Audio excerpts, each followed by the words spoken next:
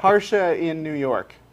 Hey guys, that Hi. was a brilliant argument there. So he's trying. I mean, Are you I don't want to convinced? get too because I have my own stuff, but I mean, like he's saying that we need to explain our intelligence, but not God's intelligence.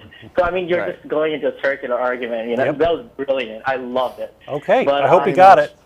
No, I had a lot of fun listening to that. Like how you had to let him by the hand to get to that point. But so basically, I'm calling in because I'm an ex-Hindu, right? And Okay. I never really met any ex-Hindus, so I was just wondering if you get calls from them, you know. We don't any get that many, organization. no.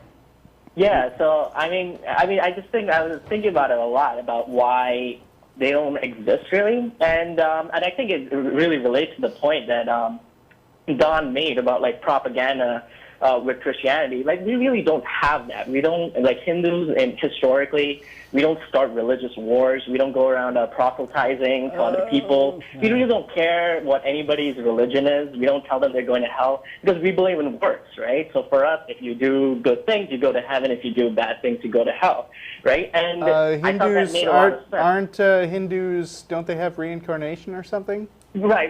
Okay. There's that too. So this is the beauty of Hinduism is there's no real actual text there's no single text that we believe.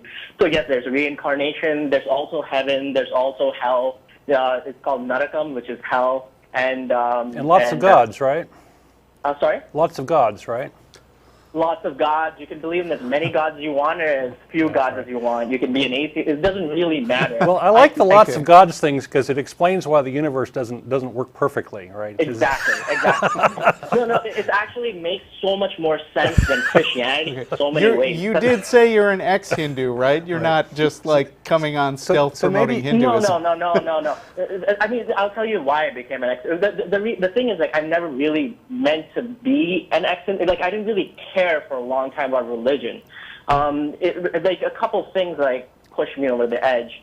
But just to get to the point that you made about how the universe makes more sense that way, like what we say is, you know, like if you worship to a god to make sure it rains or something and it doesn't rain, we'll just say, oh, you just worship the wrong god, worship another god next time. So there's an explanation, so it's a lot of finger pointing. Gods are fighting. Yeah, exactly. These two gods are fighting, so that's why we had an earthquake or something, there's no rationalization because the gods aren't absolute moral. I like polytheistic systems because you don't have a problem of evil, right? Right. It's like they don't care. They're just like power grabbing each other. Right. It's a big soap opera.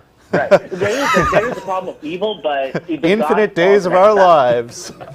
Yeah, exactly. So it's fun. Actually, I grew up with these wonderful stories that my parents tell me. I love them, So I love my culture, historical culture. Obviously, I don't believe in a God. One of the two reasons is one is I like science. I like facts, So I'm a student of science. I'm a MD PhD student right now. So it pushed me into the direction. The other is that I'm a Brahmin, which is the highest caste. And that just bothers me to no end. That my parents, my culture considers me better than other people just because how I'm born. Yeah, it's a kind of an odd thing in the United States where we have a lot of equality or a lot of you can raise yourself up by your bootstraps and everybody has a fair shake sort of idea. Is kind of a mythology that we have here, I think. Exactly. The reality's not quite that. Yeah. Yeah, totally. So those are the kind of the reasons I went about it. But it does become useful to be a Hindu and arguing against a Christian, though. Because, for example, we were talking earlier about separation of church and state. Well, if you're an atheist, then you just sound evil because you don't want to, for a Christian, I mean, because you don't want religion in schools or whatever, right? But as a Hindu, I can say, hey, I have the right to worship any god I want, right? Because that's what the Constitution gives me that right, freedom. Yeah, that's true. I've begged off being asked to church a few times by saying, I'm Jewish.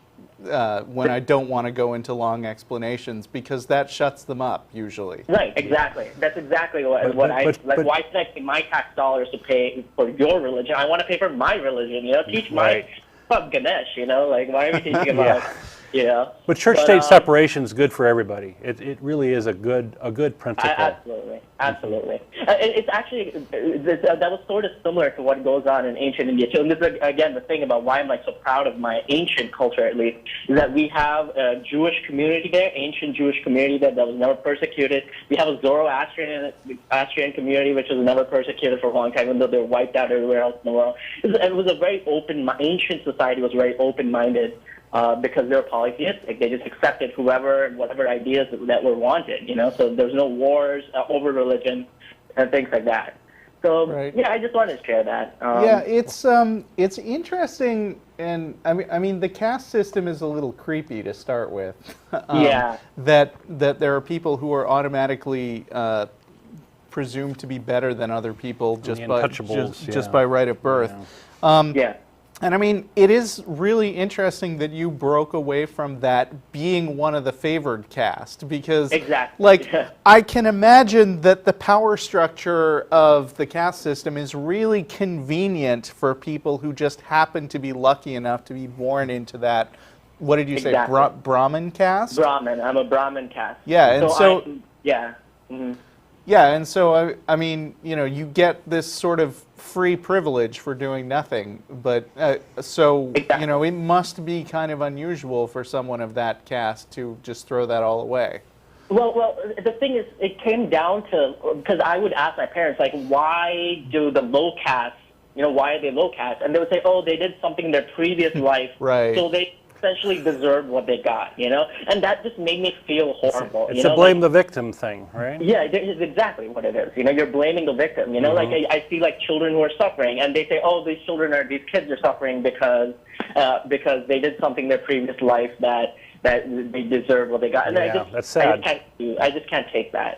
So that's and when you are able to rationalize that somebody who is in a bad position must deserve it. Exactly. Then you're demotivated to help them. Yeah, it completely obviates the responsibility of doing anything about it. Exactly. That's it makes me think, what have I done that I deserve this and these kids don't? So it's just something that didn't sit well with me there. So yeah, good. Thanks. That was a different perspective than what. Yeah. Well, thanks for sharing. And thanks for being an ex-Hindu. That was really interesting.